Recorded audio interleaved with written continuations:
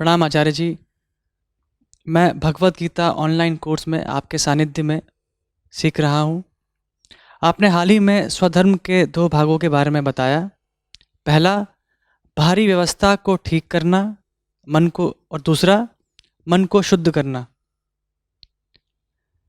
मैंने कृष्णमूर्ति ओशो तथा आपकी वीडियोस तथा किताबों का भरपूर अध्ययन किया है। मैं विभिन्न आध्यात्मिक संस्थाओं में भी जाकर आया हूँ। एक 19 वर्षीय कॉलेजी छात्र होने के नाते अपने आध्यात्मिक प्रगति के लिए मैं और क्या प्रयास कर सकता हूँ? वही पुराना फेर जिसमें सब फंसते हैं, किनका है? मैं और क्या कर सकता हूं, शुरुआत ही यहां से होती है।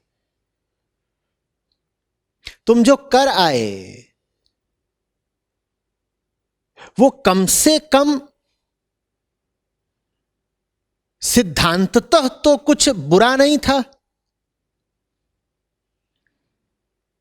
एक छोटी सी चीज ले लेते हैं। कह रहे हो मैं कृष्णमूर्ति को पढ़ चुका हूं, मैं आपको सुन चुका हूं, मैं फलानी संस्थाओं में भी घूम आ चुका हूं।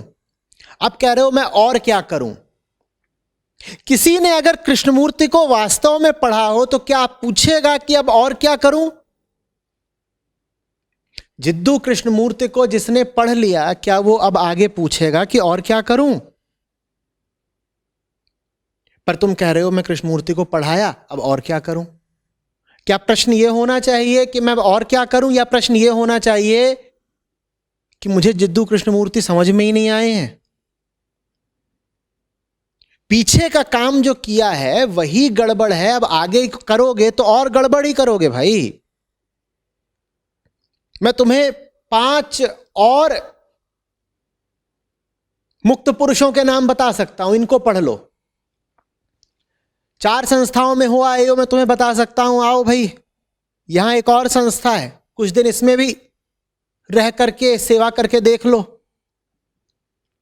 पर अगर तुम वही हो जो जिद्दू कृष्णमूर्ति को पढ़ के भी अभी उलझन में है, तो किसी और को भी पढ़ोगे तो रह तो उलझन में ही जाओगे ना। लेकिन तुम ये नहीं कह रहे कि मुझे कृष्णमूर्ति को पढ़ना आया नहीं,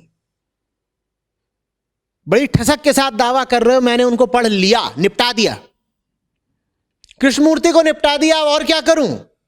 अरे तुमने उनको अगर निपटा दिया होता तो तुम भी ना निपट गए होते साथ में। हम गौर ही नहीं करते कि हम कर क्या रहे हैं। हम ज्यादा आग्रह इसी में रखते हैं कि हम और क्या करें। क्या करोगे और कर करके? कहीं लिख लेना है दीवार पे, ऐसे एक फेहरिस्त बना देनी है, रोल ऑफ ऑनर, फलाने महीने में इसको निपटा दिया, फिर इसको निपटा दिया, फिर इसको निपटा दिया, फिर इसको निपटा दिया। जीवन भर तुम दीवालें रंगते रहो अपनी उपलब्धियों से, मरते वक्त फिर भी यही सवाल पूछ रहे होगे अब और क्या करें? फिर भैंसे वाला बताएगा और क्या करें। आगे की काय पूछ रहे हो बेटा? पीछे का देखो ना। अभी तक तुमने जो किया है वो कुछ किया ही नहीं है, वो सब जीरो है।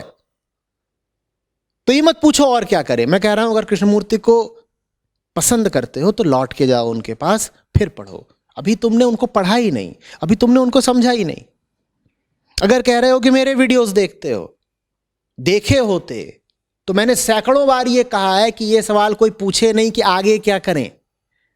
तुमने मुझे भी समझा ही नहीं। आगे की बात पूछना ही निरर्थक है, पीछे कुछ काम हुआ ही नहीं है अभी तक। बिल्कुल शुरुआत से शुरुआत करो।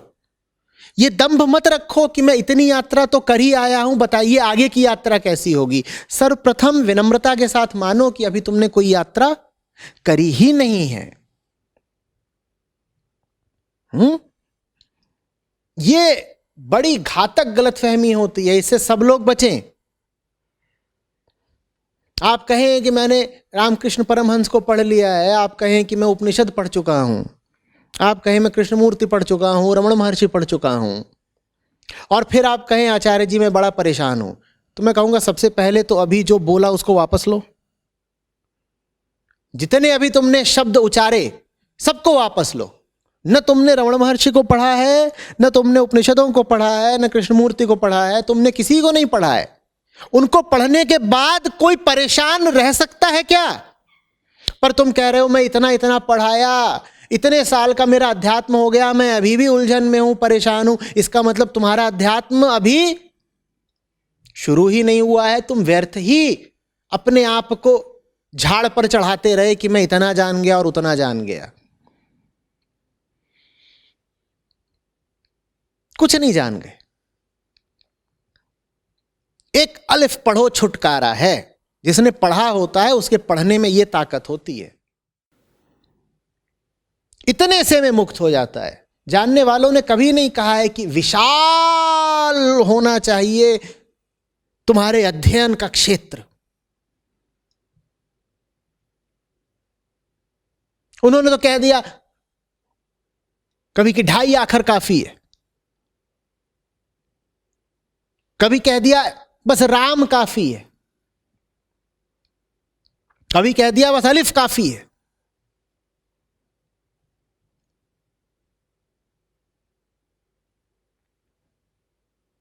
ये असर होता है, ये परिणाम होता है वास्तविक अध्ययन का।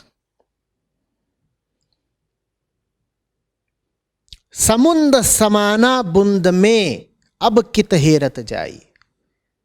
एक बूंद भी अगर तुमने ठीक से पढ़ी होती तो उसमें समुद्र को पा जाते।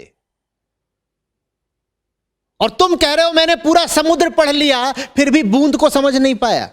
निश्चित रूप से शब्दों में तैर रहे थे, गहरे गोता मारा नहीं। समुद्र पूरा यूं ही दूर दूर से देख लिया या चुल्लू में पानी भर के उछाल दिया, जैसा समुद्र किनारे बच्चे करते हैं। और वो कह रहे हैं कि मैं तो पूरे समुद्र को जानता हूं। जानने वाला ऐसा होता है कि उसे पूरे समुद्र की जरूरत भी नहीं पड़ती। एक बूंद काफी होती है। समुद्र समाना बूंद में एक बूंद काफी होती है। एक सूत्र, एक श्लोक, एक पन्ना, एक पुस्तक, उतने में काम हो जाता है अगर वास्तव में पढ़ा हो।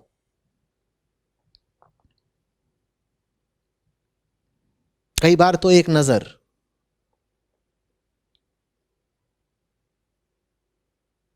अगर नजर मिलाने को तैयार हो तो।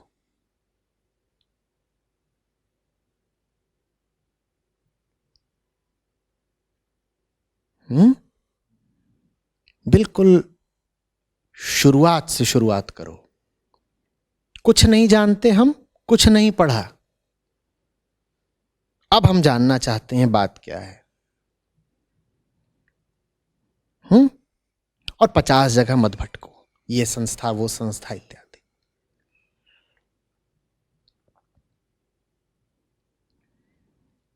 दस जगह गड्ढा खोदने से पानी नहीं आ जाता।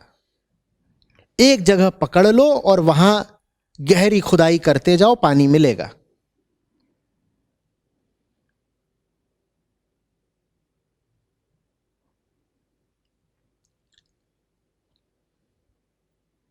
जो लोग 10 दरवाजों पर खटखटा रहे होते हैं ना, उन बेचारों की त्रासदी यही होती है।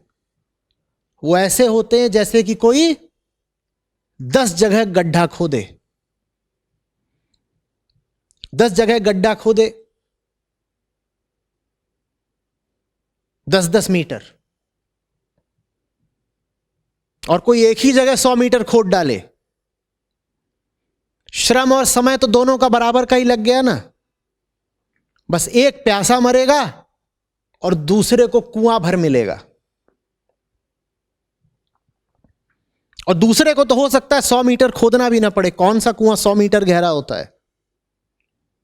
पर यह पक्का है कि 10 मीटर में तो पानी नहीं पाओगे।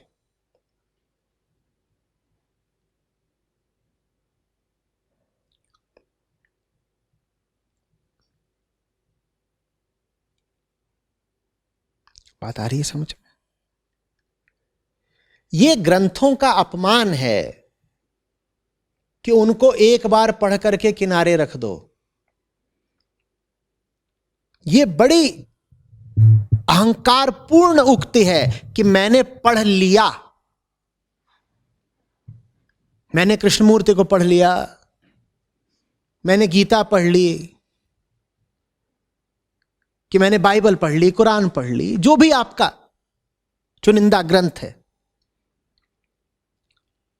ये कभी खत्म नहीं होते। इनमें लगातार जाते रहना होता है।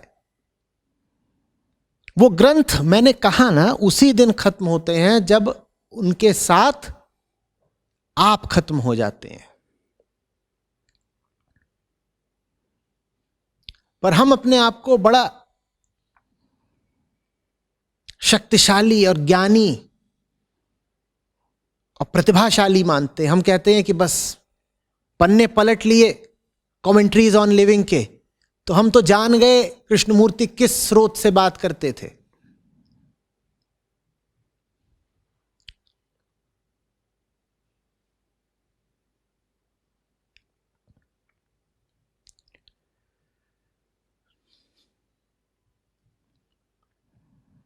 भारत में इसीलिए परंपरा रही है पाठ की, जप की, मंत्र की। एक चीज ले लो और उसको दोहराते जाओ, दोहराते जाओ, दोहराते जाओ, दोहराते जाओ। तुम बदलते जाओगे, तुम बदलते जाओगे तो जो मंत्र है उसके नए नए अर्थ तुम्हारे सामने खुलते जाएंगे।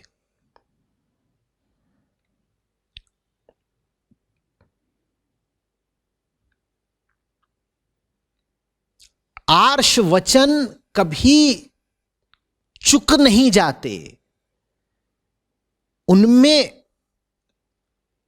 अनंत क्षमता होती है। वो देते ही रहेंगे, तुमको देते ही रहेंगे, देते ही रहेंगे।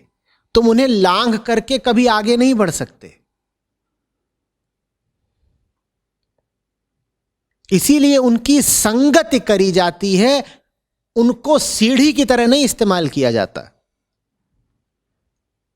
उनके साथ तो रह सकते हो,